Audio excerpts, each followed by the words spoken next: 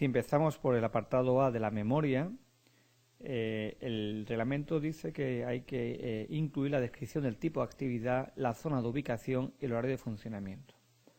¿Cuáles son los puntos importantes a reflejar en este apartado?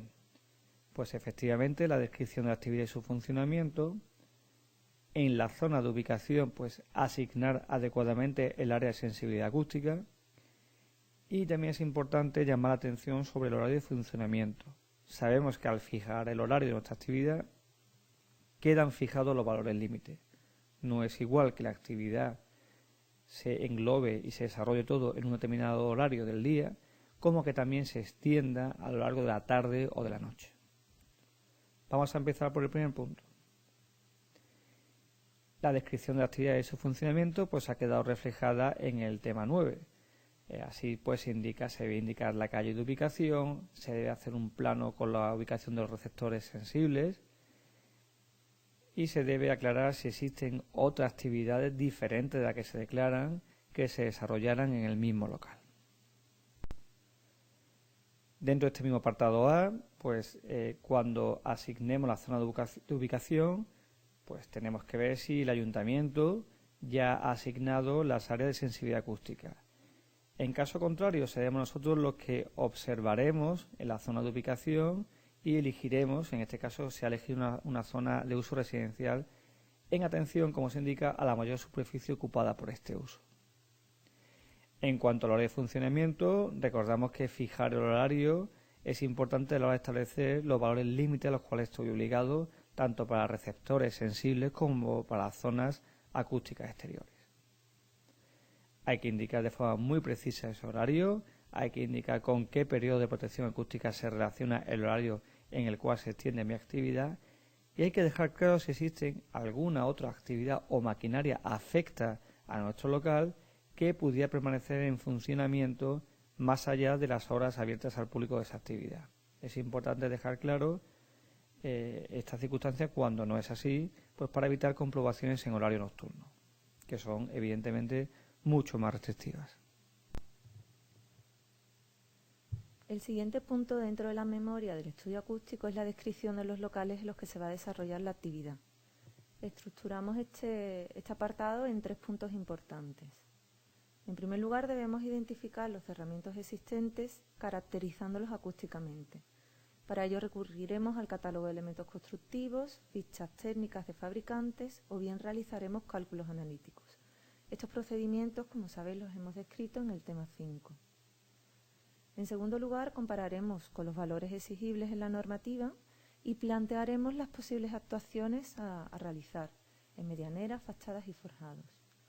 Por último, vamos a comparar los valores obtenidos en la situación inicial con los valores a justificar.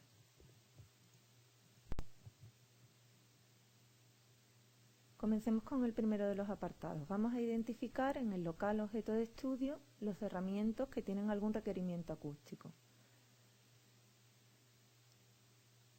En primer lugar, tenemos las medianeras 1, 2 y 3, con alineación izquierda, fondo y derecha según se accede al local, que son las que aparecen en color rojo en la presentación. El siguiente elemento con requerimiento acústico son las medianeras 4, 5, 6 y 7, son las alineaciones en contacto con el uso colindante 4. Hemos distinguido unas y otras por el diferente uso que tienen los recintos colindantes. En primer lugar, es un uso residencial vivienda y en segundo lugar son las zonas comunes del edificio. El siguiente elemento con requerimientos acústicos es el forjado que separa nuestro local de los usuarios superiores, que también tiene un uso residencial vivienda. Y por último, tendremos que caracterizar acústicamente la fachada que separa el local del exterior. Para caracterizar acústicamente los cerramientos, o bien hacemos una estimación de su aislamiento, o bien se realiza un ensayo de los cerramientos en su situación preliminar.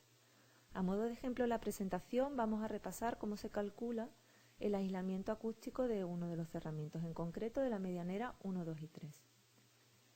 Este cerramiento se compone de una solución de fábrica equivalente en masa a medio pie de ladrillo perforado, con un revestimiento de mortero de cemento, con un espesor que supera los 15 centímetros. Todo ello recayente y perteneciente a la superficie del local. Al estimar el aislamiento, debemos tomar la composición constructiva cuya existencia seamos capaces de demostrar. Por ejemplo, en soluciones dobles, si no tenemos la certeza de que el usuario colindante no ha alterado la configuración de la hoja que recae en su local, es más conservador no incluir esta en el cálculo. Conocidas las diferentes capas que conforman la medianera, recurrimos al catálogo de elementos constructivos para obtener los valores de densidad de los diferentes materiales. Conocidas estas densidades y conocidos los espesores de cada una de las capas, podemos calcular la masa por unidad de superficie. Este es el dato necesario para calcular el aislamiento RA utilizando la ley de masas. Utilizamos la ley de masa para calcular el valor de aislamiento de esta solución constructiva porque es una solución homogénea, cuyo aislamiento depende principalmente de la masa. Si el elemento separador entre nuestro local y los recintos colindantes fuera de otro tipo, por ejemplo una solución de entramado autoportante, tendríamos que recurrir a otro procedimiento de cálculo. Conocida la masa por unidad de superficie, aplicamos la fórmula y obtenemos un valor de RA de 44 decibelios. Este valor es una característica de aislamiento inherente a la solución constructiva y no tiene en cuenta ni las transmisiones por flancos ni las características de los recintos colindantes. A simple vista, analizando este resultado, podemos afirmar que no será suficiente para justificar las exigencias. Independientemente que fuera suficiente para justificar los valores de admisión o transmisión a recintos colindantes, debemos recordar que por el uso que tiene este local en concreto, tenemos una exigencia de aislamiento mínimo expresada en términos de diferencia de nivel que alcanza un valor de 60 decibelios. Este valor de DNTA es un valor que se mide in situ, que tiene en cuenta las transmisiones por flancos y las características geométricas y acústicas de los recintos colindantes. Por último, vamos a comparar los valores obtenidos en la situación preliminar y los valores de aislamiento acústico que es necesario justificar. De la misma manera que calculamos el aislamiento mínimo de cada una de las medianeras del local, empleando en todos los casos la ley de masas, porque todas las soluciones constructivas de medianeras son soluciones homogéneas, tenemos que calcular el aislamiento del forjado separador de la guardería con la vivienda que colinda superiormente y el valor de aislamiento de la fachada. Para determinar el aislamiento del forjado, recurrimos, como se ve en el tema 9, a bibliografía de referencia. Y para el caso de la fachada, tenemos que hacer un cálculo de aislamiento de la solución mixta. Para ello se determina el aislamiento de la parte ciega y el aislamiento del hueco, y se hace el cálculo en función de la proporción de superficie que tienen uno y otro elemento en la sección de fachada a analizar. Una vez establecidos los valores mínimos de aislamiento, tenemos que compararlos con los valores a justificar establecidos en la normativa. ¿Qué soluciones constructivas de nuestro local tienen una exigencia de aislamiento mínimo?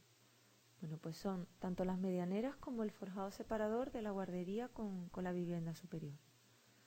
En estos dos casos, además de hacer el cálculo de transmisión con este valor de RA que hemos calculado, tenemos que justificar una diferencia de niveles que no sea inferior a 60 decibelios.